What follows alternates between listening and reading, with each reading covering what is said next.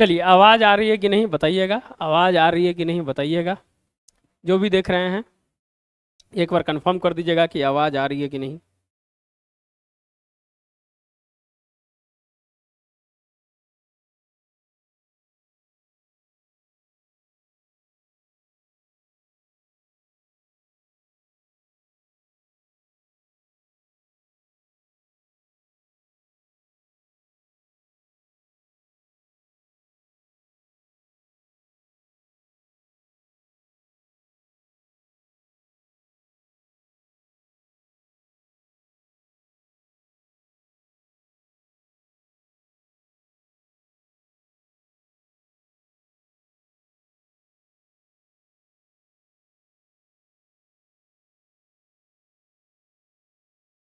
चलिए, जल्दी से जो जुड़ने का प्रयास कीजिएगा।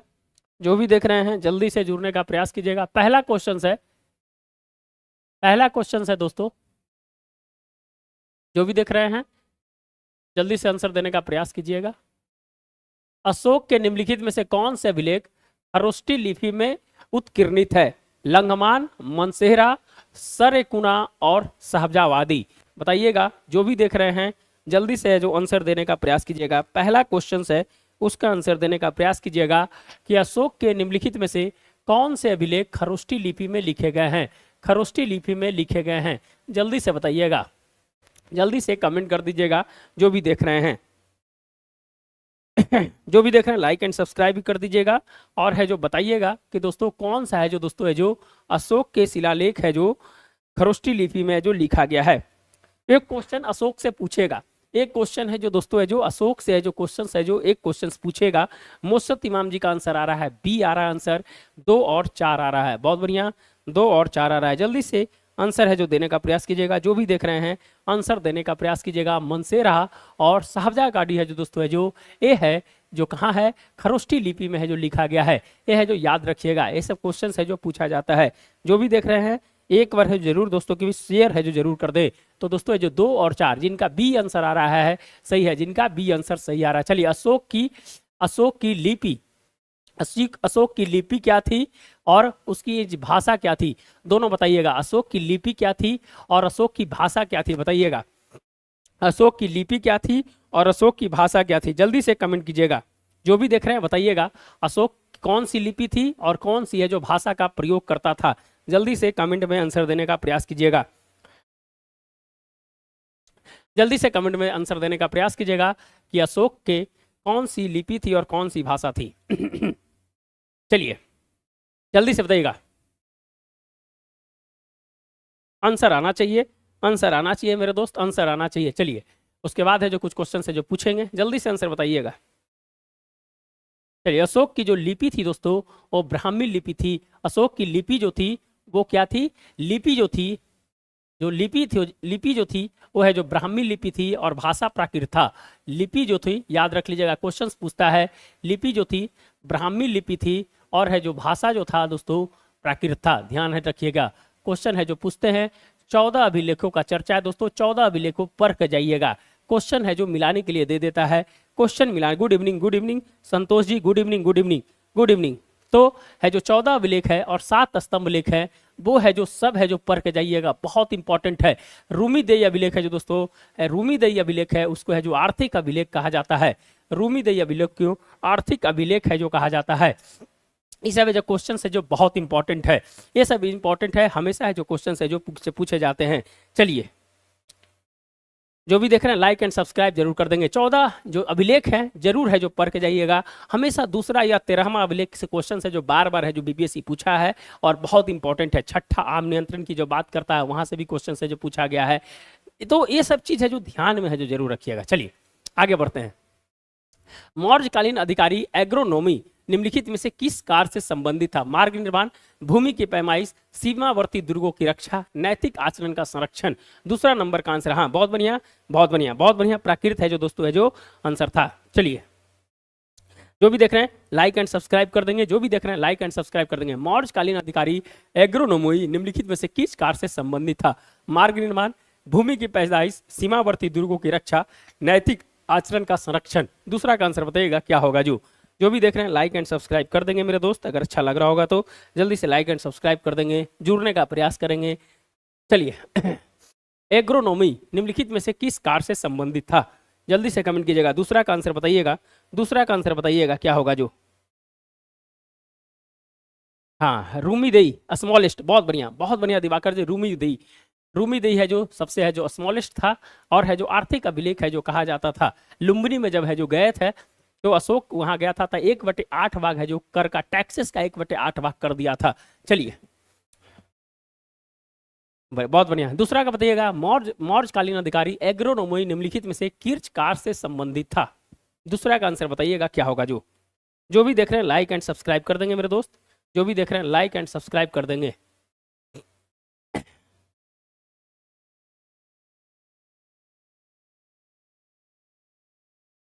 चलिए दूसरा का सी आंसर आ रहा है, दूसरा का सी आ रहा है, दूसरा का बी आ रहा है। देखिए छोटा क्वेश्चन है, सूरज सिंह जी का बी आ रहा है, सी आ रहा नहीं। देखिए छोटा क्वेश्चन गलती नहीं होना चाहिए।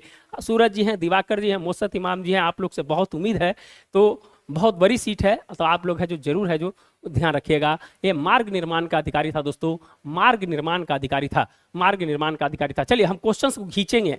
निम्नलिखित में से किस शासक ने एलोरा के कैलाश मंदिर का निर्माण करवाया था? कृष्ण प्रथम, गोविंद द्वितीय, अमोघ वर्ष और कृष्ण द्वितीय। जल्दी से बताइएगा तीसरा का आंसर बताइएगा, जल्दी से तीसरा का आंसर बताइएगा। जो भी देख रहे हैं लाइक एंड सब्सक्राइब कर देंगे, बहुत अच्छा क्वेश्चन है जो दोस्तों आपको मिलेगा।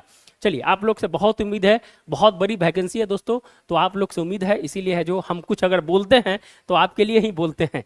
चलिए बताइएगा, निम्नलिखित में से किस शासक ने एलोरा के कैलाश मंदिर का निर्माण कराया था? कृष्ण प्रथम, गोविंद द्वितीय, अमोघ वर्ष, कृष्ण द्वितीय। जल्दी से बताइएगा तीसरा का आंसर क्या है। जो भी देख रहे हैं लाइक एंड सब्सक्राइब कर देंगे, जो भी देख रहे हैं लाइक एंड सब्सक्राइब कर देंगे, तो अपने दोस्तों के बीच शेयर है जो कर। चलिए तीसरा का ए आंसर आ रहा है, कृष्ण प्रथम आ रहा है आंसर, बहुत बढ़िया, कृष्ण प्रथम है जो आंसर आ रहा है। दिवाकर जी का भी ये आ रहा है, मुस्तत इमाम जी का कृष्ण प्रथम है दोस्तों, है जो एलोरा का कैलाश मंदिर का है जो निर्माण है जो कराया था कृष्ण प्रथम ने। चलिए बाघ की चित्रकला के संदर्भ में निम्नलिखित में से कौन सा कथन सही है? इसके चित्रों में धार्मिक विषय की प्रधानता है, इनके चित्रों की रचना विभिन्न कालों में है जो की गई है, इनकी चौथी एवं पांचवी गुफा को संयुक्त रूप से रंग महल कहा जाता है, उपयुक्त में से कोई नहीं। कौन सा है जो दोस्तों है जो कथन सही है? बाघ की चित्रकला गुफा। जल्दी से बताइएगा, सलोनी कुमारी जी का आंसर 3 का ए आ रहा है। चलिए बहुत बढ़िया, सूरज जी का भी आंसर 3 का आ रहा है, सभी का आंसर 3 का आ रहा है, बहुत बढ़िया, बहुत बढ़िया, बहुत अच्छा लगा आप लोग का सबका आंसर। जल्दी से आंसर देने का प्रयास कीजिएगा। बाघ की चित्रकला, चौथा का बताइएगा क्या होगा आंसर जो, जल्दी से बताइएगा, जल्दी से बताइएगा चौथा का आंसर क्या होगा। बाघ की चित्रकला के संदर्भ में निम्नलिखित में से कौन सा कथन सही है? जल्दी से आंसर बताइएगा, चौथा का आंसर क्या होगा, जल्दी से बताने का प्रयास कीजिएगा आप लोग। जो भी देख रहे हैं लाइक एंड सब्सक्राइब कर दीजिएगा मेरे दोस्त, जो भी देख रहे हैं लाइक एंड सब्सक्राइब कर दीजिएगा। बाघ की चित्रकला के संदर्भ में निम्नलिखित में से कौन सा कथन सही है? जल्दी से आंसर आना चाहिए।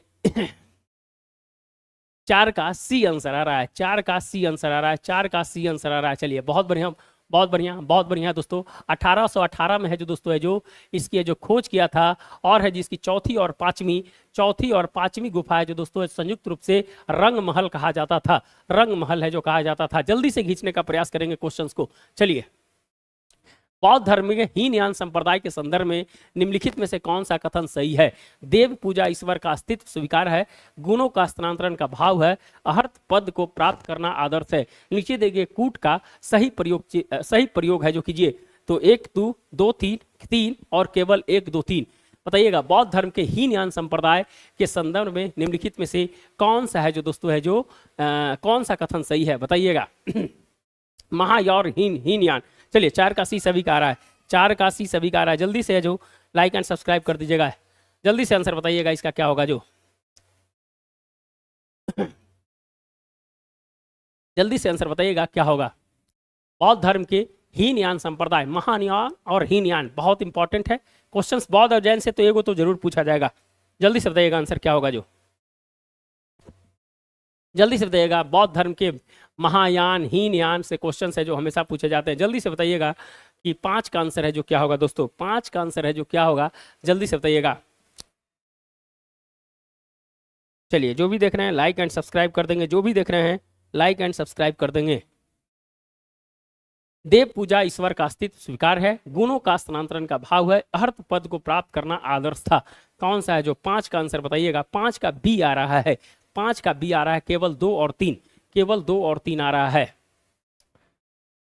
5 का ए आ रहा है, 1 और 2 आ रहा है, और है जो बताते हैं क्या है जो आंसर है। जल्दी से आंसर देने का प्रयास कीजिएगा मेरे दोस्त, थोड़ा जल्दी से ज्यादा क्वेश्चन करने का प्रयास करेंगे, 1 घंटे के अंदर में ज्यादा क्वेश्चन करने का प्रयास करेंगे। चलिए आंसर है जो पहला तो है हीनयान। हीनयान है जो दोस्तों है जो उसमें है जो देव पूजा और ईश्वर का अस्तित्व स्वीकार है जो नहीं है। ये है जो दोस्तों महायान में था, ये है जो महायान में था, महायान में था। तो पहला ऑप्शन गलत हो गया, पहला गलत हो गया, यहां से छाटने का प्रयास कीजिएगा। दूसरा है दोस्तों गुण का स्थानांतरण का भाव भी है जो दोस्तों है जो हीनयान में नहीं था, सिर्फ अहर्थ पद को प्राप्त करना है जो उनका है जो आदर्श था, जो दोस्तों है जो है जो अच्छा सबका बी आ रहा था, नहीं सी है जो आंसर है जो सही होगा, सी है जो दोस्तों है जो आंसर सही होगा, सी है जो सही होगा। चलिए चलिए मोहनजोदड़ो से प्राप्त ध्यान मग्न योगी की मुद्रा पर निम्नलिखित में से किस पशु का अंकन नहीं है। पिछले बार 69 में भी इस तरह के क्वेश्चंस पूछे गए थे जिसका आंसर घोड़ा था। याद है कि सिंधु घाटी से किस चीज का है जो प्राप्त नहीं हुआ है, तो उसका आंसर घोड़ा था। यूपीएससी ने भी क्वेश्चंस को पूछा था, तो इस तरह के क्वेश्चन पूछे जाते हैं। मोहनजोदड़ो से प्राप्त ध्यान मग्न योगी की मुद्रा पर निम्नलिखित में से किस पशु का अंकन नहीं है। चीता, हाथी, बैल और गैंडा। 6 का आंसर बताइएगा क्या होगा, जो 6 का आंसर क्या होगा बताइएगा। जो भी देख रहे हैं लाइक एंड सब्सक्राइब कर देंगे, अगर वीडियो अच्छा लग रहा होगा तो लाइक एंड सब्सक्राइब जरूर कर देंगे मेरे दोस्त।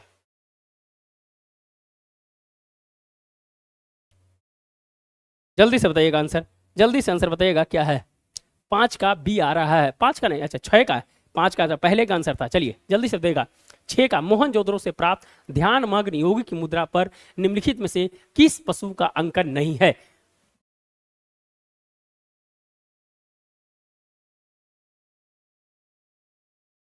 जल्दी से 6 का ए आ रहा है, 6 का ए आ रहा है आंसर। और बताइए, और बताइए और बताइएगा, और है जो आंसर है जो देने का प्रयास कीजिएगा। जो भी देख रहे हैं आंसर है जो देने का प्रयास कीजिएगा। 6 का बी आ रहा है, 6 का बी आ रहा है। चलिए और बताइए।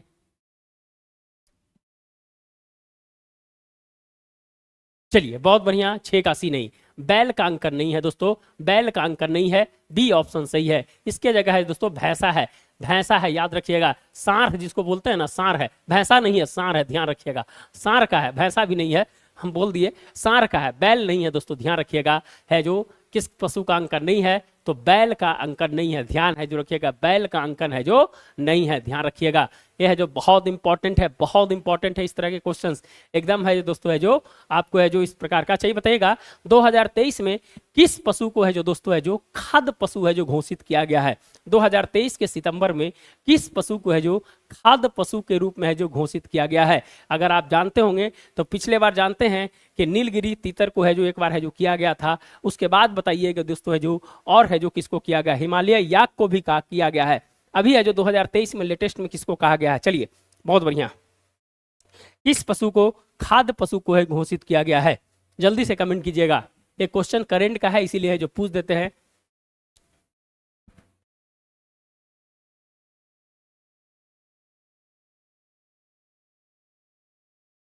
जल्दी से बताइएगा, अगर बताइएगा तो आप जरूर है जो कमेंट कीजिएगा, बहुत इंपॉर्टेंट क्वेश्चन है। चलिए सूची 1 और सूची 2 को है जो मिलाने का प्रयास कीजिए, सूची 1 और सूची 2 को मिलाने का प्रयास कीजिए। यह वैदिक ग्रंथ इधर उल्लेख है, ऐत्रेय ब्राह्मण, शतपथ ब्राह्मण, पंचविश ब्राह्मण और गोपत ब्राह्मण है जो दोस्तों बताइएगा कि आंसर है जो इसका है जो क्या होगा। आंसर है जो क्या होगा 7 नंबर का, 7 नंबर का आंसर बताइएगा क्या होगा जो जल्दी से आंसर बताने का प्रयास कीजिएगा इसका। जो भी देख रहे हैं लाइक एंड सब्सक्राइब जरूर कर देंगे।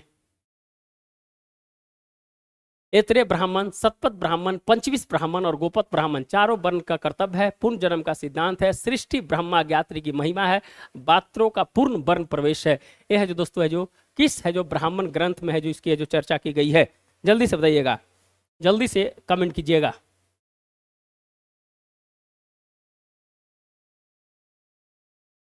चलिए हम बता देते हैं, जो खाद्य पशु जो घोषित किया गया उसका नाम है मिथुन।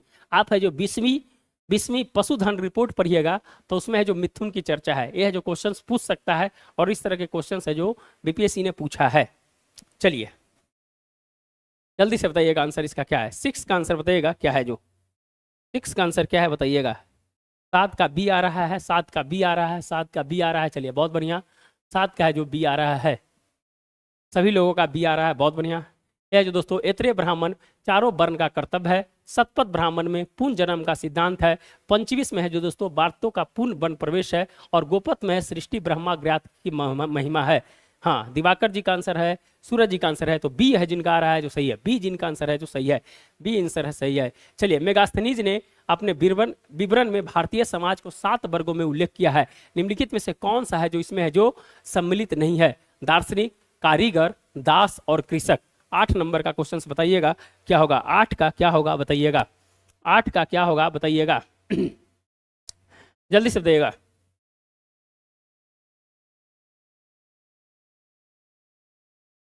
8 नंबर बताइएगा क्या होगा। जो दार्शनिक है, कारीगर है, दास है, कृषक है, बताइएगा किसका है जो दोस्तों है जो वर्णन है जो नहीं किया है। 8 का सी आंसर आ रहा है। 8 का सी आंसर आ रहा है। और देखते हैं, और देखते हैं क्या आंसर है जो, और है जो देखते हैं क्या आंसर है जो। जल्दी से आंसर है जो जल्दी से देने का प्रयास कीजिएगा तो ज्यादा क्वेश्चन है जो घिंचाएगा दोस्तों।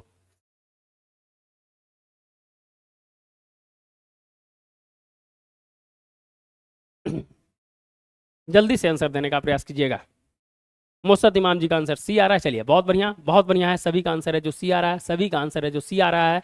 चलिए बहुत बढ़िया है। 7 जो है दोस्तों, 7 वर्गों के समाज में है दोस्तों है जो दार्शनिक है, कारीगर है, कृषक है, पशुपालक है, निरीक्षक है। ये है जो दोस्तों है जो इस प्रकार की है जो चर्चा है जो उसमें है जो मेगास्थनीज ने किया है। तो दोस्तों है जो दास का है जो चर्चा है जो उन्होंने नहीं किया है। दास का चर्चा है जो उन्होंने नहीं किया है। चलिए चलिए निम्नलिखित में से कौन सा मथुरा मूर्तिकला की विशेषताएं हैं। कला का आदर्शवर्दी स्वरूप, आध्यात्मिक एवं भावुकता के प्रधानता, धार्मिक सहिष्णुता का प्रतीक, लाल बलुआ पत्थर का प्रयोग। नीचे दिए गए कूट का सही उत्तर है जो सुनिए।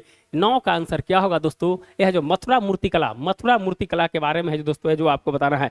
मथुरा मूर्तिकला के बारे में है जो आपको बताना है। चलिए जो भी देख रहे हैं लाइक एंड सब्सक्राइब जरूर कर दीजिएगा। जो भी देख रहे हैं लाइक एंड सब्सक्राइब जरूर कर दीजिएगा। चलिए बताइएगा आंसर क्या होगा। जो 9 का आंसर बताइएगा। 9 का आंसर बताइएगा क्या होगा। जो आज हम क्वेश्चन नहीं बना पाए थे, थोड़ा व्यस्तता के कारण क्वेश्चन नहीं बना पाए, तो हम सोचे कि कोई सेट है तो है जो उठाए और उसको है जो सोचे कि आज इसी को करवाते हैं हम।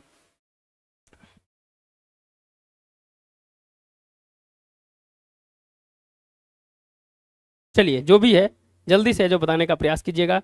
9 का आंसर क्या होगा। 9 का आंसर है जो क्या होगा। 9 का आंसर बताइएगा क्या होगा। जो 9 का ए आ रहा है। चलिए यह जो मथुरा मूर्तिकला के बारे में है जो दोस्तों बताना है, तो कला का आदर्शवादी स्वरूप था जानते हैं। आध्यात्मिक एवं भावुकता का है जो प्रधानता है जो दोस्तों इसमें दी गई थी। धार्मिक सहिष्णुता प्रतीक है जो दोस्तों नहीं था। 3 नंबर नहीं था, 3 नंबर नहीं था, 3 नंबर है जो दोस्तों है जो 3 नंबर है जो दोस्तों है जो अच्छा हाँ तो लाल बलुआ पत्थर, लाल बलुआ पत्थर तो है जो दोस्तों है जो 1 है और 2 है और 4 है। 1 2 4, 1 2 4 है जो ऑप्शन है जो दोस्तों है जो नहीं होना चाहिए। इसमें 1 और 2 और 4 होना चाहिए दोस्तों। 1 और 2 है जो 4 होना चाहिए। धार्मिक सहिष्णुता का प्रतीक है जो दोस्तों है जो इसमें नहीं था। इसमें नहीं था। 1 2 और 4 होना चाहिए इसका आंसर। 1 2 और 4 होना चाहिए। ऑप्शन है जो दोस्तों है जो इसमें नहीं है। 1 2 और 4 है जो होना चाहिए इसमें। चलिए इस क्वेश्चन को हम देखेंगे। 9 नंबर का है जो आंसर है जो 1 2 4 होना चाहिए था। चलिए आगे है हड़प्पा कालीन प्रमुख स्थल लोथल निम्नलिखित में से किस नदी के तट पर अवस्थित है। 10 नंबर का बताइएगा क्या होगा। जो 10 नंबर का बताइएगा क्या होगा। 10 नंबर का बताइएगा हड़प्पा कालीन प्रमुख स्थल लोथक निम्नलिखित में से किस नदी के तट पर अवस्थित है। सिंधु, रावी, भोगवा और दास्क। 10 नंबर बताइएगा क्या होगा आंसर। जो 10 का बताइएगा क्या होगा।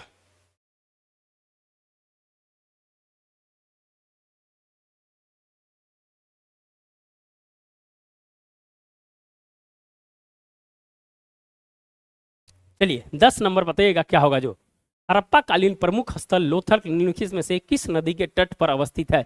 सिंधु, रावी, भोगवा और दास्क। बताइएगा। 10 का सी आंसर आ रहा है, 10 का सी आंसर आ रहा है, 10 का सी आंसर आ रहा है। चलिए 10 का सी आंसर आ रहा है, जल्दी से आंसर दीजिएगा, जल्दी से आंसर है जो दीजिएगा। लोथल, लोथल किस नदी के किनारे है, जल्दी से आंसर बताइएगा आप। चलिए 10 का सी आ रहा है, भोगवा नदी, भोगवा नदी है जो दोस्तों 10 का सी है।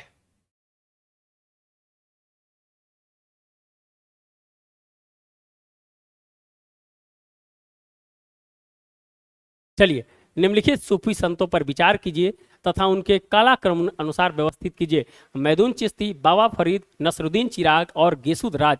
बताइएगा 11 का क्या आंसर होगा जो 11 का 10 का सी, बहुत बढ़िया। सूरज जी 10 का सी, बहुत बढ़िया। सोनाली कुमारी जी 10 का सी है, बहुत बढ़िया है। सभी का आंसर है जो 10 का सी है। चलिए 11 का बताइएगा आंसर क्या होगा जो 11 का आंसर बताइएगा क्या होगा जो 11 का आंसर बताइएगा। निम्नलिखित सूफी संतों पर, निम्नलिखित में से उसके कलाक्रम के अनुसार से बताइए। मैदून चिश्ती, बाबा फरीद, नसरुद्दीन चिराग और गेसुदराज। 11 का क्या होगा बताइएगा, 11 का क्या होगा आंसर बताने का प्रयास कीजिएगा, जल्दी से बताने का प्रयास कीजिएगा 11 का।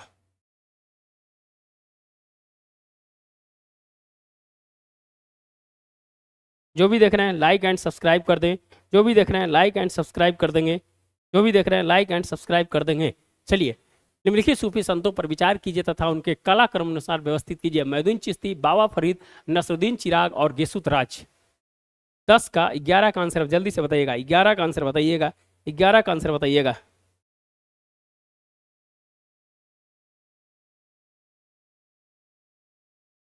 ग्यारह का आंसर बताइएगा क्या होगा जो 11 का सी आंसर आ रहा है, सूरज सिंह जी का सी आ रहा है। बाबा फरीद, फिर है जो दोस्तों है जो मोइनुद्दीन चिश्ती, फिर आ रहा है उनका यसुद राज और है जो नसरुद्दीन चिराग। और बताइए।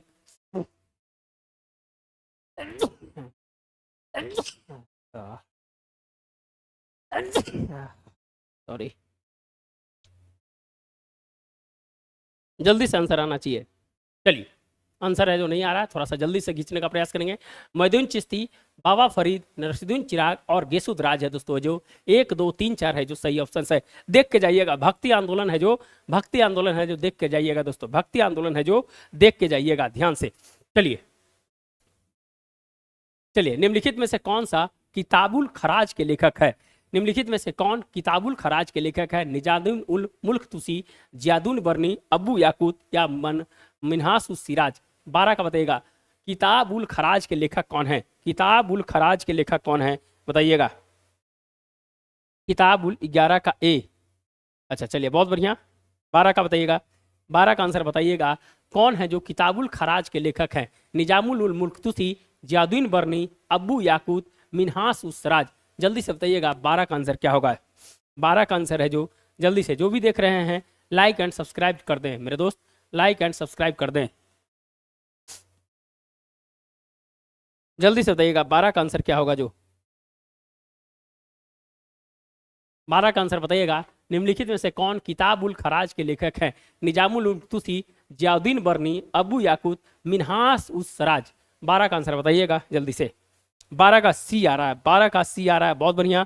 12 का सी आंसर आ रहा है। और देखते हैं, और देखते हैं किन्हीं का आंसर। सलोनी कुमारी जी का भी सी आ रहा है। अब्बू याकूत है जो दोस्तों है जो किताब उल खराज के है जो लेखक है अब्बू याकूत। चलिए मुद्रा प्रणाली में निम्नलिखित विशेषताओं पर विचार कीजिए। शुद्ध अरबी के सिक्के का प्रचलन किया, सिक्कों पर टकसाल नाम लिखवाने की परंपरा शुरू की, सिक्कों पर खलीफों का नाम है जो अंकित करवाया। उपयुक्त विशेषता किसके शासनकाल को संदर्भित करती है। यह है जो दोस्तों बलबन, इल्तुतमिश, कुतुबुद्दीन ऐबक और अलाउद्दीन खिलजी। बताइएगा आंसर।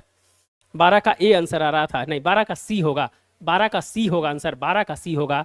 जल्दी से बताइएगा मुद्रा प्रणाली में किसका है जो दोस्तों है जो प्रचलन हुआ था। सिक्कों के टकसाल पर नाम लिखने की जो परंपरा हुई थी, सिक्कों पर खलीफा का नाम का अंकन करवाया था। जल्दी से बताइएगा 13 का आंसर है जो क्या होगा। 13 का आंसर बताइएगा क्या होगा जो 13 का आंसर है जो बताइएगा। जो भी देख रहे हैं अगर अच्छा लगता होगा तो जरूर है जो लाइक एंड सब्सक्राइब जरूर कर देंगे मेरे दोस्त। चलिए जल्दी से बताइएगा 13 का आंसर है जो क्या है। 13 का आंसर है जो जल्दी से देने का प्रयास कीजिए।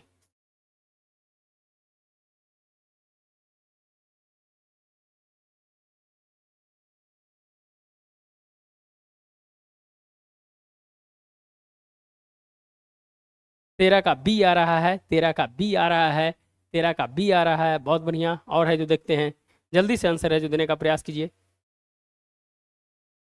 हाँ बहुत बढ़िया। 13 का है जो दोस्तों है जो इल्तुतमिश है, जो 13 का इल्तुतमिश है जो दोस्तों है जो शुद्ध अरबी शिक्षे का प्रचलन, सिक्कों के टकसाल पर नाम लिखने की परंपरा, सिक्कों पर खलीफों का नाम का अंकल है दोस्तों है जो इल्तुतमिश के द्वारा है जो किया गया था। चलिए, निम्नलिखित में से किसके द्वारा रजनामा शीर्षक से महाभारत का फारसी अनुवाद है जो किया है? अब्दुल हमीद लखौरी, अब्दुल खान खाना खाना, अब्दुल कादिर बयादनी और है दोस्तों है जो फैजी। 14 का बताइएगा आंसर क्या होगा? जो अजीत कुमार जी का आंसर बी आ रहा है, अजीत कुमार जी का आंसर बी आ रहा है, बहुत बढ़िया बहुत बढ़िया। इल्तुतमिश आंसर सही होगा, इल्तुतमिश है जो सही आंसर होगा। चलिए जल्दी से बताइएगा आंसर इसका। 14 का आंसर बताइएगा क्या होगा? 14 का आंसर बताइएगा क्या होगा? जो निम्नलिखित में से किसके द्वारा रजनामा शीर्षक से महाभारत का फारसी अनुवाद है जो किया गया है? तो अब्दुल हमीद लाहौरी, अब्दुल रहीम खान खाना, अब्दुल कादिर बयादनी और है दोस्तों जो फैजी। 14 का बताइएगा आंसर क्या होगा? जो 14 का आंसर क्या होगा बताइएगा। चलिए, जो भी देख रहे हैं लाइक एंड सब्सक्राइब कर देंगे। अगर आपको लग रहा है कि आपके लिए इंपॉर्टेंट है तो जरूर है दोस्तों, दोस्तों को भी शेयर कर दें और लाइक एंड सब्सक्राइब है जो जरूर कर दें। 14 का आंसर बताइएगा क्या होगा? जो इसके द्वारा रजनामा शीर्षक से महाभारत का फारसी का अनुवाद किया गया है। 14 का आंसर है जो जल्दी से आना चाहिए। जो भी देख रहे हैं लाइक एंड सब्सक्राइब जरूर कर देंगे, जो भी देख रहे हैं लाइक एंड सब्सक्राइब जरूर कर देंगे। 14 का ए आंसर आ रहा है, 14 का ए आंसर आ रहा है। और देखते हैं 14 का बी आंसर आ रहा है। चलिए, और है जो देखते हैं आंसर है जो क्या है, जल्दी से आंसर है जो देने का प्रयास कीजिएगा। आंसर है जो किन्हीं का आ रहा है। चलिए, इसका आंसर होगा फैजी होगा दोस्तों, इसका आंसर होगा जो फैजी होगा। रजनामा शीर्षक से महात्मा फारसी में अनुवाद किया है, वो जो कौन किया है? फैजी किया है। बहुत इंटेलेक्चुअल पर्सन था दोस्तों। चलिए, निम्नलिखित में से कौन सा विजयनगर कालीन प्रशासनिक इकाई का सही अनुक्रम है? मंडलम, नाडु, स्थल और ग्राम। मंडलम, नाडु, ग्राम और स्थल। स्थल, मंडलम, नाडु और ग्राम। स्थल, मंडल, ग्राम और नाडु। जल्दी से बताइएगा है जो दोस्तों जो 15 का आंसर है जो क्या होगा? 15 का आंसर क्या होगा बताइएगा। 15 का आंसर बताइएगा। जो भी देख रहे हैं लाइक एंड सब्सक्राइब कर देंगे, लाइक एंड सब्सक्राइब कर देंगे, लाइक एंड सब्सक्राइब कर देंगे। निम्नलिखित में से कौन सा विजयनगर कालीन प्रशासनिक इकाई का सही क्रम है? 15 का बताइएगा सही आंसर क्या होगा?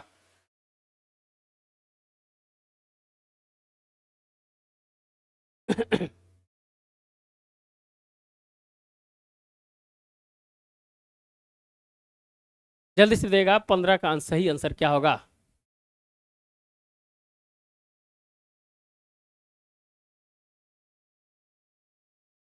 15 का ए आ रहा है आंसर, 15 का ए आ रहा है। और देखते हैं क्या है जो आंसर आता है। 15 का ए आ रहा है, बहुत बढ़िया। 15 का है जो दोस्तों है जो बहुत बढ़िया आंसर है। मंडलम है, नाडु है, स्थल है और ग्राम है जो सबसे छोटी इकाई होता था। ए ऑप्शन सही है, ए ऑप्शन है जो सही है, ए ऑप्शन है जो सही है। चलिए, सल्तनत काल में नियमित रूप से प्रयुक्त किए जाने वाले पद हनबल्ली, मल्लिकी तथा सफी निम्नलिखित में से किसे संदर्भित करता है? सुल्तान की सेवा में समर्पित दास, समकालीन कानून, सिंचाई में प्रयोग किए जाने वाले यंत्र और इस्लामिक कर प्रणाली। है जो दोस्तों है जो हमेशा है जो सुनते होंगे इस वर्ड को, हमेशा है जो सुनते होंगे इस वर्ड को। चलिए, बहुत बढ़िया। 15 का है जो ए आंसर है जो आ रहा है।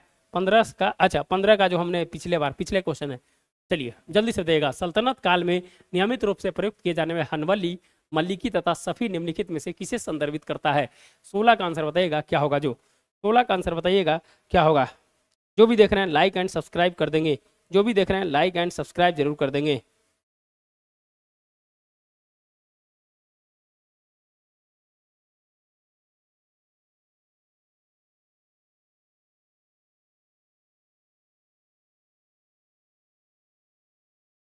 जो भी देख रहे हैं लाइक एंड सब्सक्राइब कर देंगे। 16 का आंसर बताइएगा क्या है था? 16 का क्या आंसर है बताइएगा। 16 का आंसर बताइएगा क्या है? जो हनवली, मलिकी और सफी निम्नलिखित में से किसे संदर्भित करता है? 16 का बताइएगा आंसर।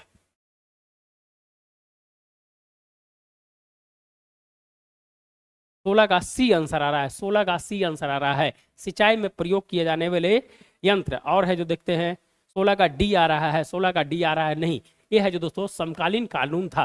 क्या था? हनबली जो है और मलिकी और सफ़ी है जो है जो दोस्तों समकालीन कानून था। 16 का सी है जो मुसरत इमाम जी का सब है नहीं। सिंचाई में प्रयोग होने वाला दोस्तों है जो वो है जो दूसरा था। याद है क्या है जो? कमेंट कीजिए अगर याद है तो। जहांगीर ने निम्नलिखित में से किस चित्रकार को नादिर उल अस्र की उपाधि प्रदान किया था? मंसूर, बिशनदास, अबुल हसन और फारूक बेग। जल्दी से बताइएगा। नादिर उल अस्र किसका है दोस्तों? किसको है जो दोस्तों जो उपाधि दिया गया था? जल्दी से जो भी देख रहे हैं लाइक एंड सब्सक्राइब कर देंगे। नादिल उल अस्र और नादिल उल जमा दो चीज था। दो है जो दोस्तों है जो चित्रकार को है जो उपाधि है जो मिला था वो है जो नादिल उल अस्र था और नादिल उल जमा था। जल्दी से बताइएगा आंसर है जो क्या होगा। आपको थोड़ा हिंट्स है जो दे दिए हैं। जो भी देख रहे हैं लाइक एंड सब्सक्राइब कर देंगे। मंसूर, बिशनदास, अबुल हसन और फारूक बेग। जल्दी से 17 का ए आंसर आ रहा है। 17 का ए आंसर आ रहा है। चलिए और देखते हैं क्या है जो आंसर है। लाइक एंड सब्सक्राइब कर दीजिएगा मेरे दोस्त। जो भी देख रहे हैं लाइक एंड सब्सक्राइब कर दीजिएगा। चलिए 17 का सी आ रहा है। 17 का सी आ रहा है। 17 का ए आ रहा है। और देखते हैं क्या आ रहा है आंसर जो। चलिए बहुत बढ़िया आंसर है जो नहीं आ रहा है। देखिए नादिरुल अस्र कहे तो दोस्तों मंसूर है। अस्र कहे तो मंसूर है और जमा कहे तो अबुल हसन है। नादिरुल जमा कहे तो है जो दोस्तों है जो अबुल हसन है। ध्यान रखिएगा। यह है जो क्वेश्चन है जो हमेशा पूछे जाते हैं। ये क्वेश्चन है जो हमेशा पूछे जाते हैं, इसीलिए ध्यान रखिएगा। चलिए धमेक स्तूप के संदर्भ में निम्नलिखित कथनों पर विचार कीजिए। धमेक स्तूप के संदर्भ में निम्नलिखित कथनों पर विचार कीजिए। यह गुप्त शासकों द्वारा निर्मित कराया गया था। यह एक ऊंचे चबूतरे पर पत्थर से निर्मित है। इसका अलंकरण में ज्यामितीय आकृति एवं पुष्प चित्रों का प्रयोग किया गया है। कौन सा कथन है जो सही है बताइएगा। 18 का है जो बताइएगा क्या होगा जो। 17 का ए आंसर है। 17 का ए आंसर है। चलिए बहुत बढ़िया है जो आंसर आ रहा है। जो भी देख रहे हैं लाइक एंड सब्सक्राइब कर देंगे मेरे दोस्त। जो भी देख रहे हैं लाइक एंड सब्सक्राइब कर देंगे।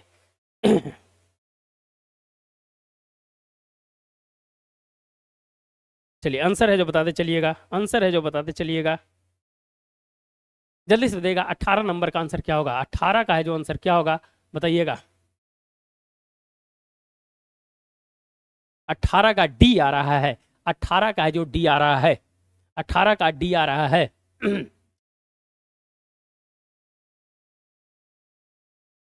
चलिए और है जो देखते हैं। और है जो देखते हैं आंसर क्या है।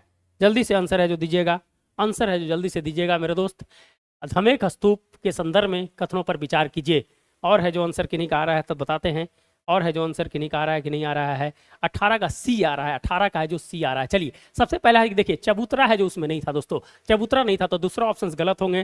दूसरा गलत हो जाएंगे। और है दोस्तों है जो यह गुप्त शासकों द्वारा निर्मित है तो एक ऑप्शन तो होगा ही। और है दोस्तों इनकलन में ज्यामितीय आकृति एवं पुष्प चित्रों का है जो आकलन किया गया है तो केवल 1 और 3 है जो सही है। इसमें है जो दोस्तों चबूतरा नहीं था। ये सतह पर ही बनाया गया था।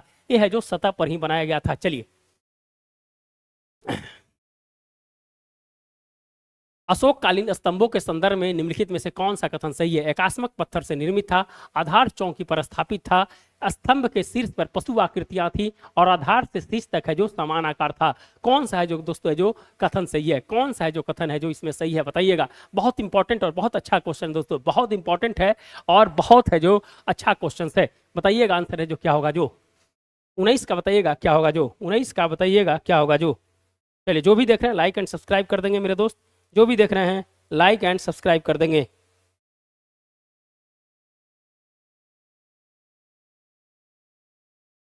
जल्दी से बताइएगा। आंसर है जो जल्दी से बताने का प्रयास कीजिएगा। जो भी देख रहे हैं लाइक एंड सब्सक्राइब कर देंगे। 19 का आंसर है जो सी आ रहा है। 19 का आंसर है जो सी आ रहा है। और देखते हैं क्या है जो आंसर है। 19 का आंसर सी आ रहा है। अशोककालीन स्तंभ के समय में कौन सा कथन है जो सही है। कौन सा कथन सही है। 19 का आंसर क्या है जो बताते हैं। चलिए जल्दी से आंसर है जो आना चाहिए मेरे दोस्त। आंसर है जो आते रहना चाहिए। आंसर है जो आते रहना चाहिए। चलिए एकास्मक पत्थर से निर्मित था ये तो क्लियर है। आधार चौकी पर स्थापित। यह जो दोस्तों जो एकास्मक पत्थर का मतलब हो गया कि यह जो दोस्तों है जो एक ही पत्थर पर है जो बना हुआ था। एक ही पत्थर पर है जो दोस्तों है जो बना हुआ था।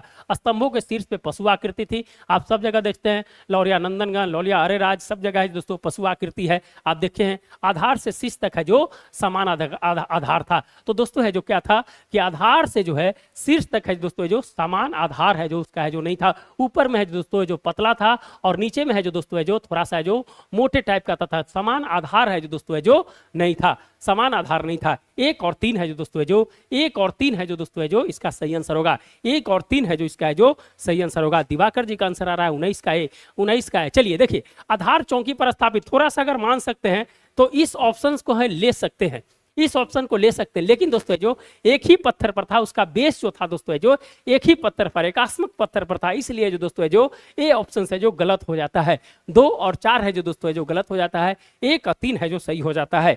1 और 3 है जो सही हो जाता है। देखिए कुछ कुछ ऐसे क्वेश्चन मिलेंगे आपको जहां पर है जो कंफ्यूजन रहेंगे, और यही सब इसी क्वेश्चन को बीपीएससी के अंदर में जो कहीं है जो आंसर कुछ देगा, कहीं कुछ देगा, तो इसी प्रकार के आंसर में है जो कहीं ना कहीं है जो बदलाव है जो आ जाता है। चलिए, चौकी तो था, देखिए आधार एक अलग चीज था।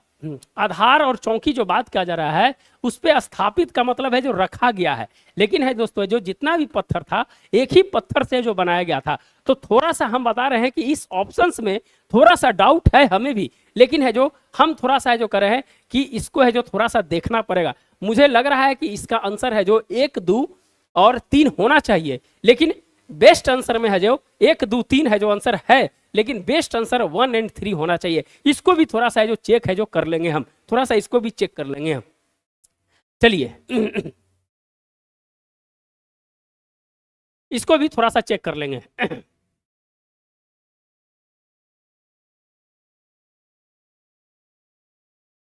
सिंधु घाटी सभ्यता से प्रचलित धार्मिक विश्वासों के संदर्भ में निम्नलिखित कथनों पर विचार कीजिए। सैंधव धर्म में मातृ देवी का प्रमुख स्थान था। मातृ देवी को प्रसन्न करने के लिए पशु बल दी जाती थी। सैंधव निवासी भौतिक व्याधियों को निवारण के लिए ताबीज धारण करते थे। कौन सा है जो सही है दोस्तों? 1, 1, 3, 2, 3 और 1, 2, 3। आधार चौकी की बात कर रहा है, आधार चौकी की बात कर रहा है। हाँ ठीक है, उसको है जो देखिए क्या है, जब तक ऑथेंटिसिटी नहीं होता है ना, तो है जो हम उस पर है जो अपना है जो राय व्यक्त नहीं करते हैं। हम जब तक देखेंगे नहीं, जब तक है दोस्तों जो फाइनल नहीं करेंगे। हमें भी लग रहा है कि जो पत्थर को था एक ही पत्थर से बनाया जाता था, तो उसका आधार लिखा जाता था। हम लोग जब मेंस में आप लिखेंगे तो पिक्चर बनाएंगे तो नीचे आधार लिखा जाता है, लेकिन है जो अब वो आधार है जो अलग से बनाया जाता था कि उसी में आधार है जो उसको रखा जाता था, इसको थोड़ा सा हमें डाउट है। क्लियर है जो करेंगे, इसको है जो क्लियर करेंगे हम। चलिए 20 का आंसर बताइएगा, 20 का आंसर क्या होगा? 20 का आंसर क्या होगा बताइएगा? 20 का ए आ रहा है, 20 का डी आ रहा है। चलिए जो भी देख रहे हैं लाइक एंड सब्सक्राइब कर देंगे मेरे दोस्त, जो भी देख रहे हैं लाइक एंड सब्सक्राइब कर दी।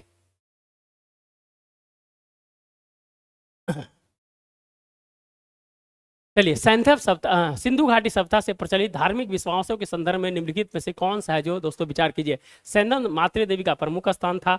यह है जो दोस्तों पशु बल दी जाती थी, और ताबीज का प्रयोग है दोस्तों जो किया जाता था। डी ऑप्शन सही है, डी ऑप्शन है जो सही है, डी ऑप्शन है जो सही है, डी ऑप्शन है जो सही है।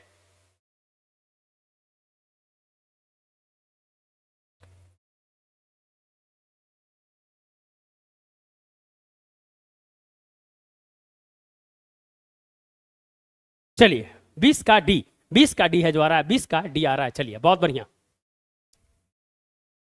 चलिए बंकिम चंद्र चटर्जी द्वारा रचित आनंद मठ में निम्नलिखित में से किस विद्रोह का उल्लेख प्राप्त होता है? फकीर विद्रोह, नील विद्रोह, रामूसी विद्रोह, सन्यासी विद्रोह।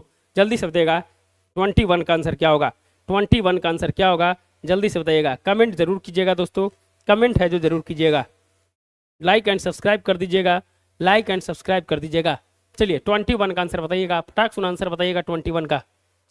21 का आंसर है जो बताने का प्रयास कीजिएगा, लाइक एंड सब्सक्राइब कर दीजिएगा जो भी देख रहे हैं। फकीर विद्रोह, नील विद्रोह, रामोसी विद्रोह, और है दोस्तों जो सन्यासी विद्रोह।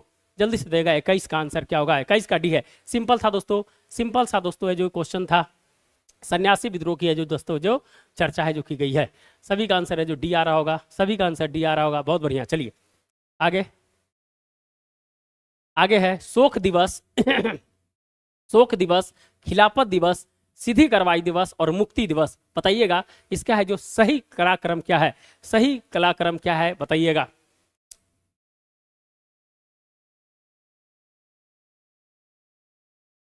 जल्दी से बताइएगा आंसर क्या होगा?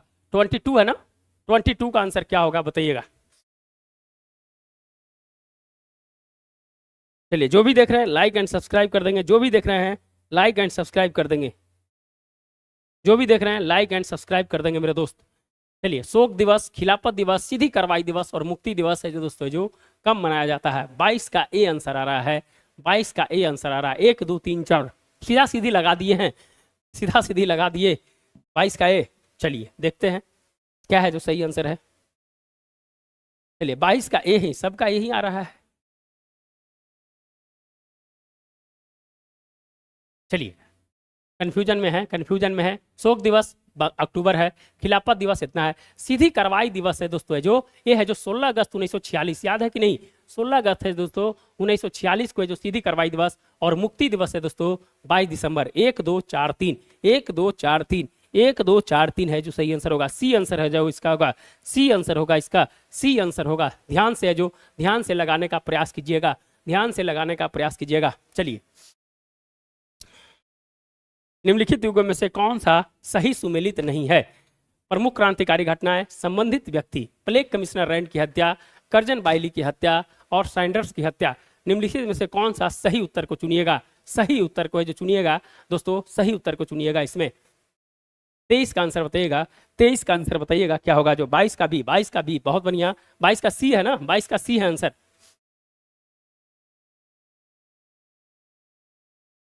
जल्दी से बताइएगा 23 का आंसर क्या होगा? जो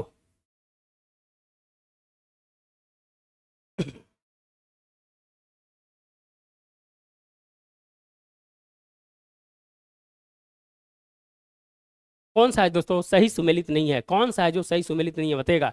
कौन सा है जो सही सुमेलित नहीं है बताइएगा? कौन सा है जो दोस्तों है जो सही सुमेलित नहीं है? प्लेग कमिश्नर रैंड की हत्या, कर्जन बाइली की हत्या और सैंडर्स की हत्या है जो बताइएगा। कौन सा है जो दोस्तों है जो सही नहीं है?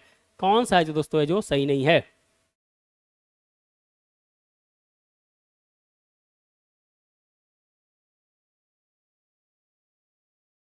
जल्दी से बताइएगा आंसर।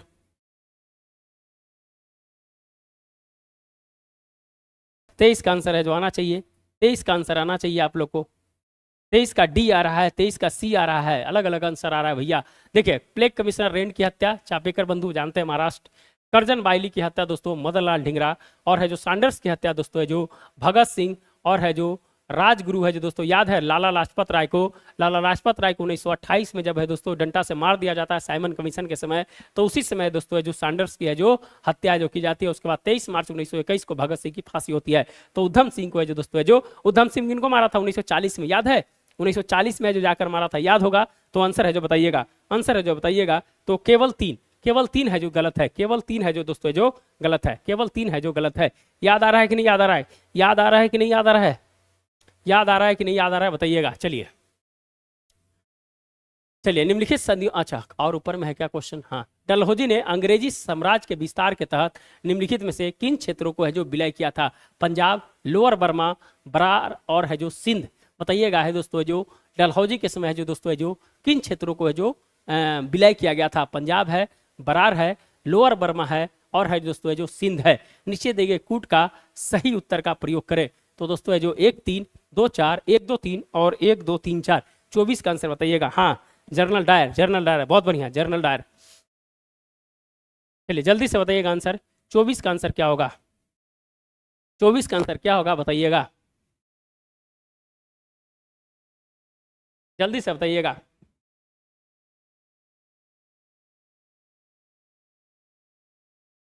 चौबीस का आंसर बताइएगा क्या होगा?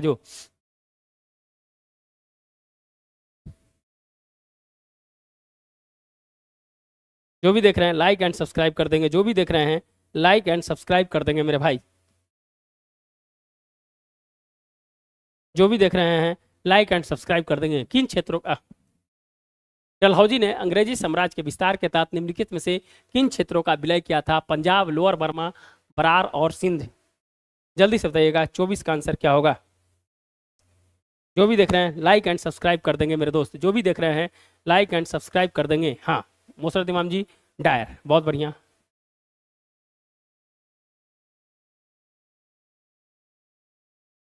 सी आंसर आ रहा है, बहुत बढ़िया, सी आंसर आ रहा है। पंजाब है दोस्तों, लोअर बर्मा है और बरार है। सिंध है जो दोस्तों एलन बेरो के समय है, जो एलन बेरो के समय है जो दोस्तों 43 में 1843 में जो दोस्तों विलय किया गया था। तो चौथा गलत हो गया, चौथा गलत है दोस्तों। 1 2 3 है जो सही आंसर है, 1 2 3 है जो सही आंसर है। चलिए, निम्नलिखित संधियों को विचार कीजिए तथा उनको कला क्रमानुसार है जो व्यवस्थित किए। मद्रास की संधि, मंगलोर की संधि, बेसिन की संधि और सुगौली की संधि। 25 का आंसर है जो क्या होगा बताइएगा, 25 का आंसर क्या होगा बताइएगा।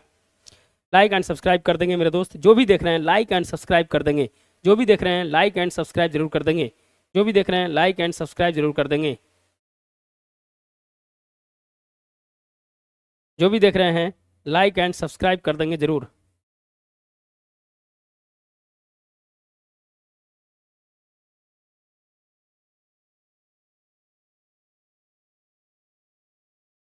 चलिए, 25 का आंसर ए आ रहा है, 25 का आंसर ए आ रहा है, जल्दी से बताइएगा। 25 का ए आ रहा है आंसर।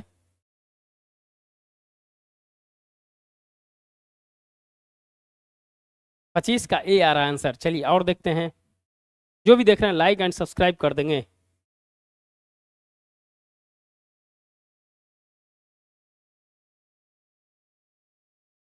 चलिए, सभी का ए आंसर आ रहा है, चलिए देख लेते हैं।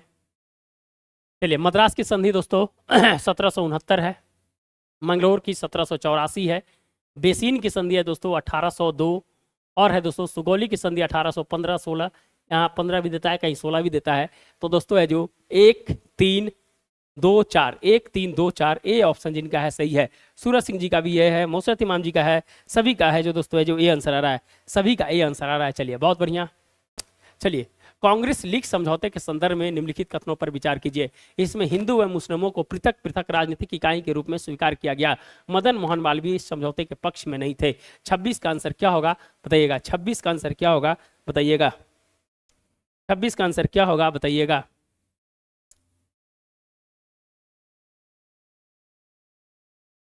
जल्दी से जो बताइएगा,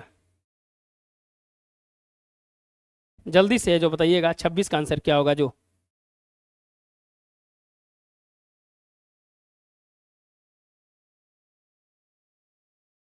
इसमें हिंदू और मुस्लिम को पृथक पृथक राजनीतिक इकाई के रूप में स्वीकार किया गया। मदन मोहन मालवीय इस समझौते के पक्ष में नहीं थे। जल्दी से बताइएगा क्या होगा आंसर जो। 26 का सी आंसर आ रहा है, 26 का सी आंसर आ रहा है, 26 का सी आंसर आ रहा है।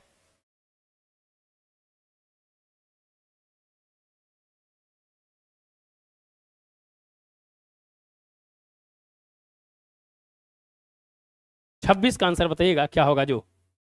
26 का सी है, 26 का सी है, सभी का 26 का सी है, बहुत बढ़िया।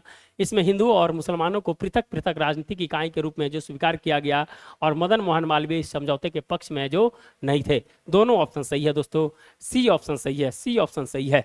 चलिए, 27, 27 बता दीजिएगा। सूची 1 सूची 2 को सुमिलित कीजिए और नीचे दिए गए कूट का प्रयोग कीजिए। Calcutta Madrasa, Asiatic Society of Bengal, Sanskrit College और फोर्ट विलियम कॉलेज। 27 का बताइएगा क्या होगा आंसर। हाँ, सभी का सी आंसर सही होगा, सी आंसर सही होगा। रोशन जी, क्या नाम है, सूरज जी, सी आंसर सही होगा बताइएगा।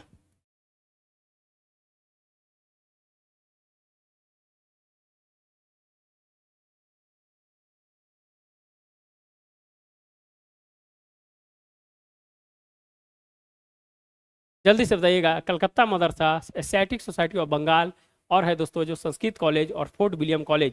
27 का आंसर बताइएगा क्या होगा जो। 27 का आंसर बताइएगा क्या होगा। जल्दी से आंसर है जो देने का प्रयास कीजिएगा। 27 का सी, 27 का सी है जो, देख लेते हैं 27 का है जो क्या होगा। कलकत्ता मदरसा है जो दोस्तों है जो किससे रिलेटेड है। कलकत्ता मदरसा है दोस्तों बारन हेस्टिंग, ठीक है, बहुत बढ़िया। कलकत्ता मदरसा है दोस्तों Warren Hastings. Asiatic Society of Bengal William Jones, Sanskrit College Jonathan Duncan और Fort William College Lord Wellesley है दोस्तों है जो। 1 का 1, 2 का 2, सी का 4 और डी का 3। सी जिनका है सही है, सी जिनका है सही है, सी जिनका आंसर है सही है, सी जिनका है सही है दोस्तों। चलिए,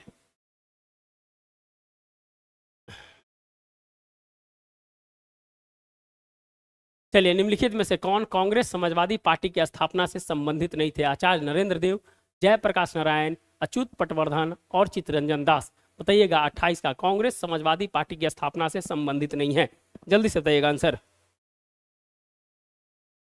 28 का आंसर बताइएगा क्या होगा जो कांग्रेस समाजवादी पार्टी की स्थापना से संबंधित नहीं है।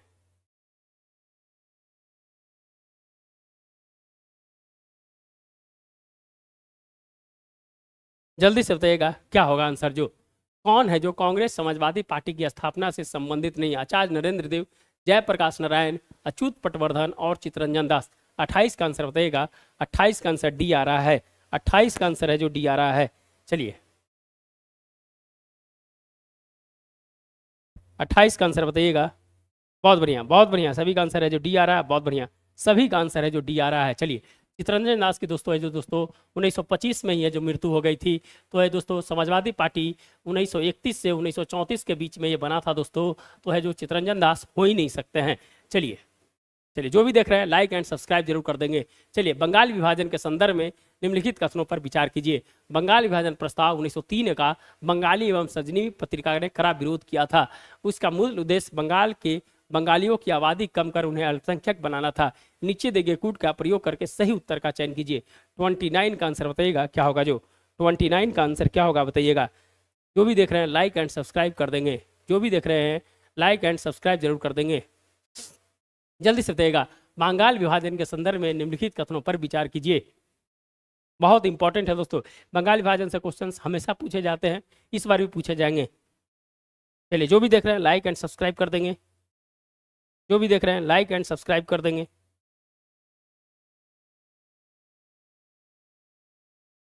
जल्दी से बताइएगा 29 का क्या होगा जो बंगाल विभाजन प्रस्ताव बंगाली एवं सजनी पत्रिका ने कड़ा विरोध किया और है दोस्तों जो इसका मूल उद्देश्य बंगाल में बंगालियों की आबादी को कम करना था।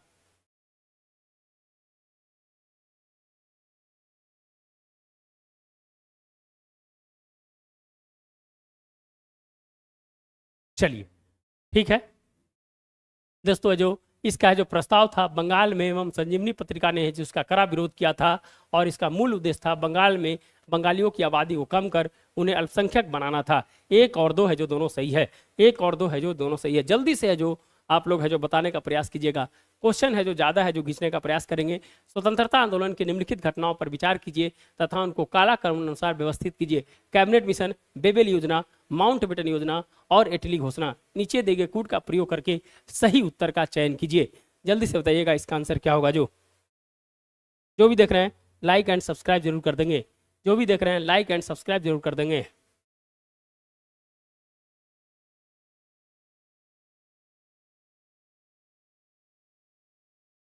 जल्दी से बताइएगा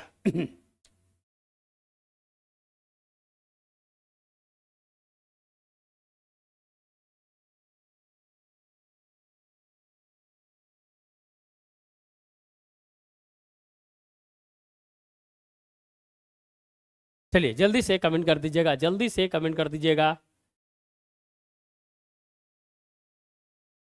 क्या आ रहा है। आंसर आ रहा है क्या आ रहा है 30 का डी आ रहा है। बहुत बढ़िया 30 का डी आ रहा है। और देखते हैं जो भी देख रहे हैं लाइक एंड सब्सक्राइब कर देंगे। चलिए तो दोस्तों है जो आप जानते हैं बेबिल 45 कैबिनेट मिशन 1946। तो ये क्लियर हो गया। ये है जो दोस्तों इटली घोषणा, उसके बाद माउंटबेटन। इटली है जो दोस्तों है जो मार्च के आसपास है जो फरवरी 3 फरवरी, मार्च नहीं था फरवरी था शायद, फरवरी था। फरवरी में इटली योजना था। उसके बाद है दोस्तों है जो माउंटबेटन था। तो दोस्तों है जो 2 1 4 3 2 1 4 3 तीन ऑप्शन है। तीन ऑप्शन होंगे, डी ऑप्शन होंगे दोस्तों, डी ऑप्शन होंगे। चलिए डी जिनका आ रहा है सही है। डी है जो जिनका आ रहा है सही है। चलिए बेलेजली के सहायक संधि के संदर्भ में निम्नलिखित कथनों पर विचार कीजिए। संधि को स्वीकार करने वाला राज्य में ब्रिटिश सेना की तैनाती की जाती थी। सहयोगी राज्य की आंतरिक एवं बाह्य सुरक्षा का दायित्व ब्रिटिश को प्राप्त होता था। सहयोगी राज्य किसी शासक से संधि कर सकता था किंतु युद्ध नहीं कर सकता था। नीचे दिए गए कूट का प्रयोग करके सही उत्तर का चयन कीजिए। हाँ 30 का डी मोसद इमाम जी, 30 का डी। बहुत बढ़िया 30 का डी। चलिए जो भी देख रहे हैं लाइक एंड सब्सक्राइब कर देंगे मेरे दोस्त। जो भी देख रहे हैं लाइक एंड सब्सक्राइब कर देंगे। जो भी देख रहे हैं लाइक एंड सब्सक्राइब कर देंगे। चलिए बताइएगा आंसर।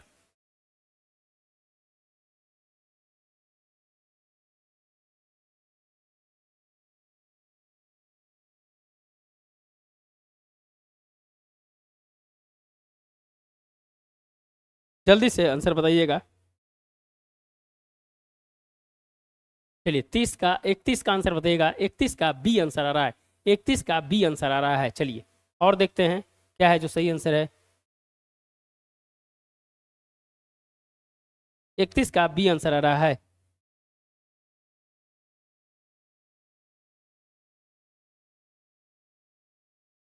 81 का बी, बहुत बढ़िया। 81 का है जो बी आंसर आ रहा है।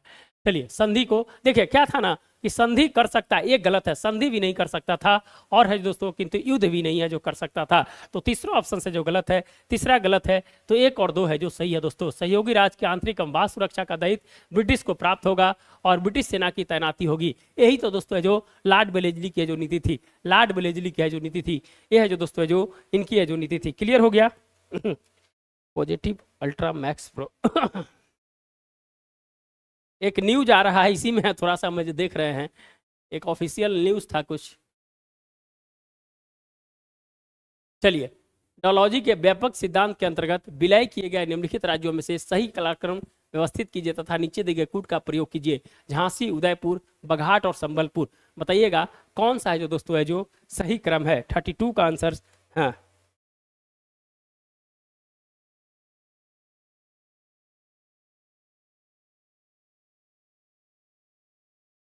चलिए बताइएगा। डलहौजी के व्यापक सिद्धांत के अंतर्गत विलय किए गए, डलहौजी से क्वेश्चंस आते हैं, डलहौजी से हमेशा क्वेश्चंस आते हैं। चलिए बताइएगा सही है जो बताइएगा। सतारा के बाद कौन था, कैसे था, इसको याद कर लीजिएगा पूरा, लास्ट तक है दोस्तों। अवध, अवध है जो लास्ट था, उसको है जो याद कर लीजिएगा।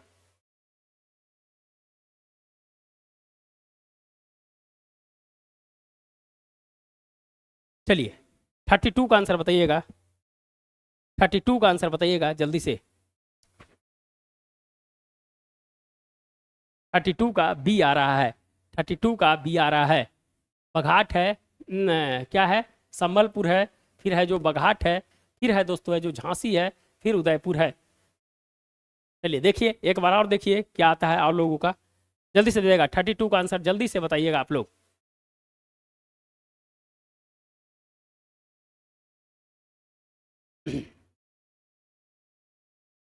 32 का डी, बहुत बढ़िया। 32 का दो याद कर लीजिएगा। 32 का है जो दोस्तों है जो संबलपुर, बघाट है 50 में दोस्तों, उसके बाद उदयपुर है और झांसी है 1953 में।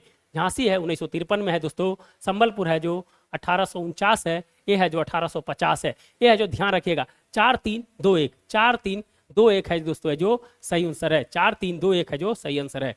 चलिए चलिए कुछ है जो करंट के क्वेश्चंस है, जो कुछ करंट के क्वेश्चंस है जो कराने का प्रयास करेंगे। करंट कहाँ से है भैया, करंट कहाँ से है, करंट कहाँ से है। चलिए चलिए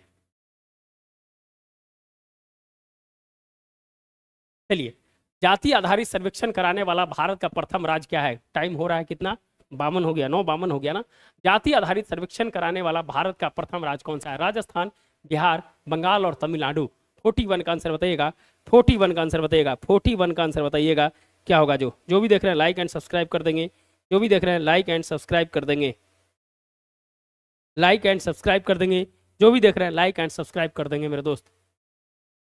चलिए बताइएगा जाति आधारित सर्वेक्षण कराने वाला भारत का प्रथम राज्य कौन सा है। राजस्थान, बिहार, बंगाल और तमिलनाडु। 41 का आंसर बताइएगा क्या होगा। जो थोड़ा करेंट करवा देते हैं, जीके अच्छा करवाए हम लोग, जीके हम लोग 30 करवाए, उसके बाद है जो 10-15 करेंट होगा तो 10-15 करेंट करवा देंगे। उसके बाद आज का क्लास को है जो डंप करेंगे, फिर उसके बाद हम लोग। चलिए बताइएगा जाति आधारित जनगणना करने वाला है जो दोस्तों है जो भारत का प्रथम राज्य कौन सा है। चलिए 41 का भी बहुत बढ़िया, बिहार है दोस्तों। कब आया था इसका रिपोर्ट्स, 2 अक्टूबर को है जो इसका रिपोर्ट्स जारी किया गया था, याद है कि नहीं। 2 अक्टूबर को इसका रिपोर्ट्स है जो जारी किया गया था, ध्यान है जो रखिएगा। चलिए केंद्रीय जांच केंद्रीय जांच केंद्रीय जांच ब्यूरो सीबीआई द्वारा प्रारंभ अभियान ऑपरेशन चक्र 2 निम्नलिखित में से किससे संबंधित है। बच्चों की तस्करी, ड्रग तस्करी, हथियारों की तस्करी और साइबर अपराध। 42 का आंसर बताइएगा क्या है। जो 42 का आंसर बताइएगा क्या है। जो 42 का आंसर क्या है बताइएगा। 42 का आंसर बताइएगा क्या है। केंद्रीय जांच ब्यूरो द्वारा प्रारंभ अभियान ऑपरेशन चक्र 2 निम्नलिखित में से किससे संबंधित है।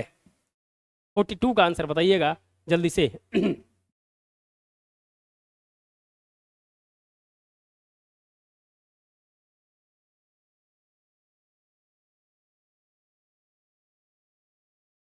42 का डी आंसर आ रहा है, 42 का डी आंसर आ रहा है। जल्दी से जो भी देख रहे हैं लाइक एंड सब्सक्राइब कर देंगे, जो भी देख रहे हैं लाइक एंड सब्सक्राइब कर देंगे मेरे दोस्त, जो भी देख रहे हैं लाइक एंड सब्सक्राइब कर देंगे।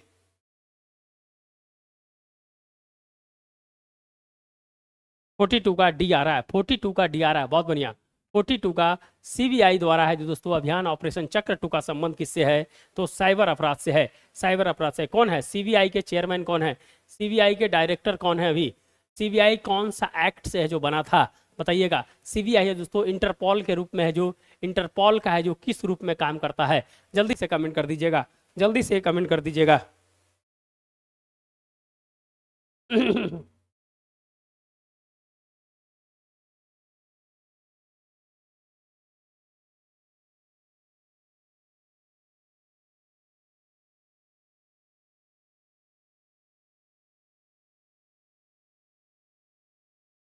जल्दी से बताइएगा आंसर।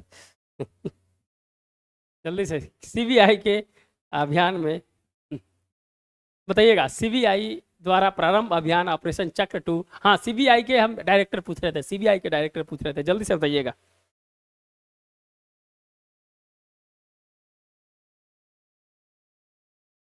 एक्चुअली क्या हो रहा है ना कि झारखंड में अभी प्रेस ब्रीफिंग चल रहा है, कैबिनेट की मीटिंग का ब्रीफिंग चल रहा है, तो जेपीएससी के लोग हैं, जो जेपीएससी के चेयरमैन नियुक्त करने के लिए लोग बहुत दिन से वहाँ है जो प्रोटेस्ट कर रहे हैं, करीब करीब है जो 50 दिन से पद खाली है। तो उसी में कुछ कमेंट्स आ रहे हैं तो मुझे हंसी भर गया कमेंट्स पढ़कर। जल्दी से बताइएगा, जल्दी से बताइएगा, आंसर नहीं आ रहा। सीबीआई वाला बंद नहीं हो गया? सीबीआई का, सीबीआई के डायरेक्टर कौन है? जल्दी से कमेंट कर दीजिएगा मेरे दोस्त, कमेंट कर दीजिएगा। चलिए, आंसर नहीं आ रहा है। सीबीआई के डायरेक्टर ऋषि कुमार शुक्ला हैं, ऋषि कुमार शुक्ला हैं। पढ़े होंगे ना, ये सब बहुत इंपॉर्टेंट चीज है, पढ़ेगा इस बार, बहुत इंपॉर्टेंट है। एक्ट 1964 का है, 1964 का है। सीबीआई का कौन सा है दोस्तों, है जो एक्ट 1964 का है? दिनेश खारा है। सीबीआई का डायरेक्टर कौन है अभी? दिनेश चेंज हो गया क्या? चेंज हो गया क्या है? चेंज हो गए हैं क्या? चेंज हो गए हैं क्या सीबीआई के डायरेक्टर? अगर कोई है तो देख के बताइएगा। रुक जाइए तो, दिनेश खरा हो गए हैं क्या?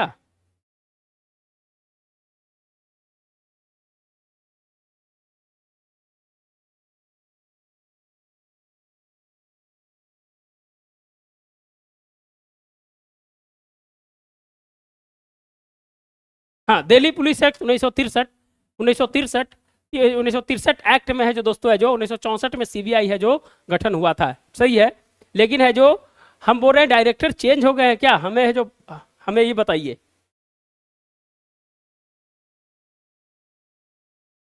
सर हम कंफर्म नहीं है। अच्छा, ठीक है, ठीक है, आप कंफर्म कर लीजिए। आप है जो नेट से सर्च मार लीजिए, मुझे जहां तक याद आया तो हम बता दिए, क्या कि हो सकता है कि चेंज हो गए होंगे। दिनेश खारा मुझे नहीं लग नहीं रहा है, आप लोग थोड़ा सा बताइए, कंफर्म कीजिए, कंफर्म कीजिएगा, कंफर्म कीजिएगा, आप लोग कंफर्म कीजिएगा। देख लीजिए, नेट पे देख लीजिए ना, नेट पे देख के बताइए हमको। चलिए, स्टैचू ऑफ वननेस निम्नलिखित में से किससे संबंधित है? Sardar Vallabh bhai Patel, Adi Shankaracharya, Swami Ramanujacharya, doctor Bhimrao Ambedkar. Statue of oneness निम्नलिखित में से किससे संबंधित है? सर हम कंफर्म नहीं है, एक बार देख लीजिएगा आप लोग, एक बार देख लीजिएगा।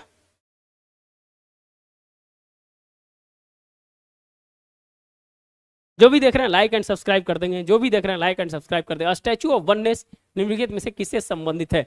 सरदार वल्लभ भाई पटेल, आदि शंकराचार्य, स्वामी रामानुजाचार्य, डॉक्टर भीमराव अंबेडकर। 43 का बी आ रहा है, 43 का है जो बी आ रहा है, जल्दी से बताइएगा। 43 का डी आ रहा है। चलिए, 43 का डी आ रहा है, 43 का बी आ रहा है। और देखते हैं आंसर, जल्दी से बताइएगा आंसर।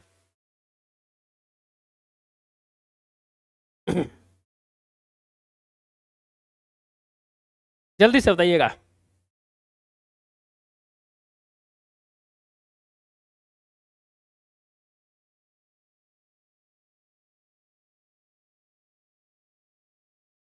चलिए बहुत बढ़िया। 43 का जो बी है, 43 का बी है आदि Shankaracharya statue of oneness, statue of oneness ध्यान रखिएगा। Statue of justice, statue of justice है जो दोस्तों है जो जस्टिस, स्टैचू ऑफ जस्टिस आप जानते हैं सरदार वल्लभ भाई का स्टैचू ऑफ यूनिटी है, और है दोस्तों है जो स्वामी रामानुजाचार्य का स्टैचू ऑफ पीस है। तो सबका याद रख लीजिएगा किनके बारे में क्या है जो कहा गया है। मोर्शद इमाम जी का बी आ रहा है, सभी का बी आ रहा है, बहुत बढ़िया। चलिए, भारत द्वारा किस वर्ष तक लिम्फेटिक फिलोरोसिस का उन्मूलन है जो लक्ष्य रखा गया। देखिए पेपर में इस चीज को पढ़ाए थे, याद होगा तो है जो जरूर मारिएगा। भारत द्वारा किस वर्ष तक लिम्फेटिक फिलोरोसिस के उन्मूलन का है जो लक्ष्य रखा गया है। 2025, 2025, 2028, 2027 और है दोस्तों है जो 2030। जल्दी से बताइएगा लिम्फेटिक फिलोरोसिस का उन्मूलन, जल्दी से बताइएगा इसका। जो भी देख रहे हैं लाइक एंड सब्सक्राइब कर देंगे, जो भी देख रहे हैं लाइक एंड सब्सक्राइब कर देंगे मेरे दोस्त, जो भी देख रहे हैं लाइक एंड सब्सक्राइब कर देंगे जल्दी से, जो भी देख रहे हैं लाइक एंड सब्सक्राइब कर देंगे। 44 का आंसर क्या होगा बताइएगा, 44 का आंसर क्या होगा बताइएगा, 44 का आंसर बताइएगा।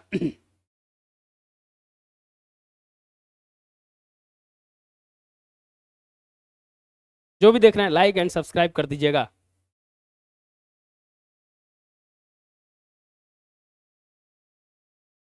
44 का सी आ रहा है, बहुत बढ़िया। 44 का सी आ रहा है। यह है जो दोस्तों फाइलेरिया से जो हाथी पांव जो रोग हो जाता है उसको है जो दोस्तों लिम्फेटिक फिलोरोसिस कहा जाता है। 2027 तक है दोस्तों है जो यह है जो भारत में, और 2030 तक है जो बेस्ट।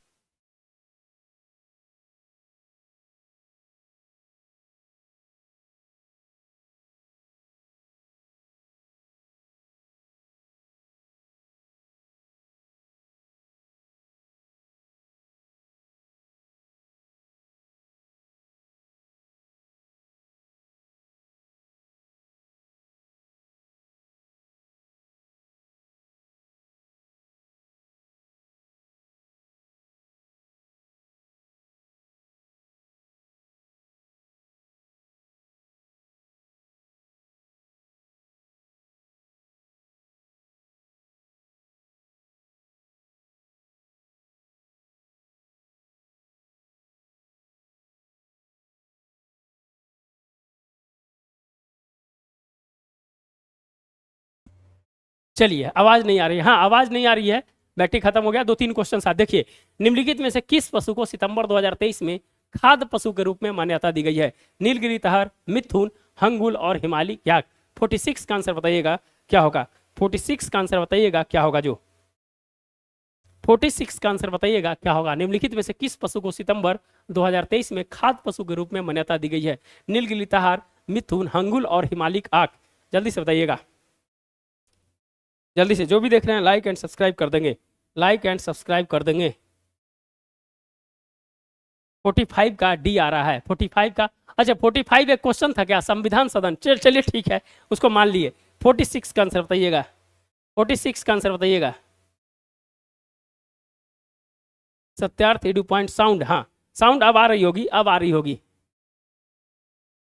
चलिए यह है दोस्तों जो अभी हमने कुछ देरी में बताया था, उसका आंसर दोस्तों जो मिथुन है। मिथुन देखिए इसका आंसर है, मिथुन है जो दोस्तों इसे उसका आंसर है। जो भी देख रहे हैं लाइक एंड सब्सक्राइब कर दीजिएगा। चलिए, सितंबर 2023 में किसे भारत का पहला हरित ऊर्जा पुरातात्विक स्थल घोषित किया गया है। तट मंदिर, एलोरा का कैलाश मंदिर, बाबा विश्वनाथ मंदिर और दिलवारा का जैन मंदिर। जल्दी से बताइएगा 47 का आंसर क्या होगा, 47 का आंसर क्या होगा, जल्दी से बताइएगा। जो भी देख रहे हैं लाइक एंड सब्सक्राइब कर देंगे।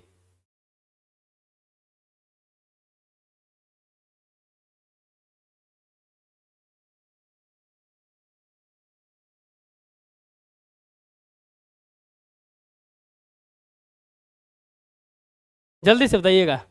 46 का डी आ रहा है, 46 का, 47 का, 47 का ए, 47 का ए आ रहा है, 47 का ए आ रहा है, 47 का ए आ रहा है।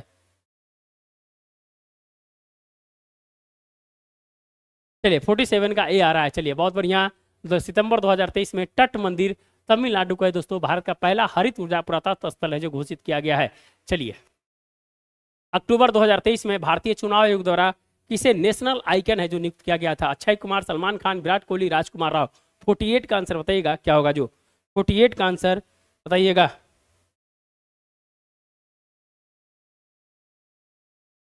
फोर्टी एट का आंसर बताइएगा क्या होगा। जो अक्टूबर 2023 में भारतीय चुनाव आयोग द्वारा किसे नेशनल आइकॉन नियुक्त किया गया? अक्षय कुमार, सलमान खान, विराट कोहली, राजकुमार राव। 48 का आंसर बताइएगा।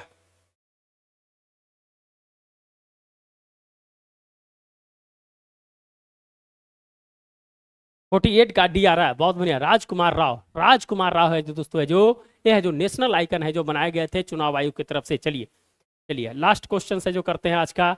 19वें एशियाई खेलों में 19वें एशियाई खेलों में भारत ने पदक तालिका में कौन सा स्थान प्राप्त किया है? दूसरा, तीसरा, चौथा और पांचवा। कल भी क्वेश्चंस करवाए थे।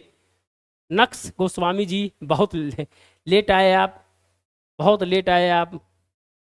चलिए जो भी देख रहे हैं लाइक एंड सब्सक्राइब कर देंगे, जो भी देख रहे हैं लाइक एंड सब्सक्राइब कर देंगे मेरे दोस्त, जल्दी से लाइक एंड सब्सक्राइब कर देंगे जो भी देख रहे हैं। 19वें एशियाई खेलों में भारत ने पदक तालिका में कौन सा स्थान, चलिए कल ही बताए थे हम। चलिए 48 का डी, 48 का डी, चलिए बहुत बढ़िया। दिवाकर जी का 49 का सी आंसर आ रहा है। 107 पदक के साथ दोस्तों है जो चौथा स्थान था। 107 पदक। चीन है जो पहला स्थान पर था, मिलवाए थे कल, तो चीन है दोस्तों है जो पहला स्थान पे था। 48 का डी, 48 का डी नहीं, पांचवा नहीं, पांचवा नहीं, चौथा, चौथा। चलिए last questions, last questions, last questions है, लास्ट क्वेश्चंस है। भारत के पहले आर्टिफिशियल इंटेलिजेंस संचालित एंटी ड्रोन सिस्टम का क्या नाम है? विभव, इंद्रजाल, एरोबेट और मत्स्य 6000। आज का लास्ट क्वेश्चन है। जो भी देख रहे हैं लाइक एंड सब्सक्राइब कर दें, जो अभी तक सब्सक्राइब नहीं किए हैं सब्सक्राइब कर देंगे मेरे दोस्त, जो अभी तक सब्सक्राइब नहीं किए कर देंगे, जो अभी तक सब्सक्राइब नहीं किए हैं वो कर देंगे। तो भारत के पहले आर्टिफिशियल इंटेलिजेंस संचालित एंटी ड्रोन सिस्टम का नाम क्या है? विभव, इंद्रजाल, एरोबोट और मत्स्य 6000। 50 का बताइएगा क्या होगा जो आंसर।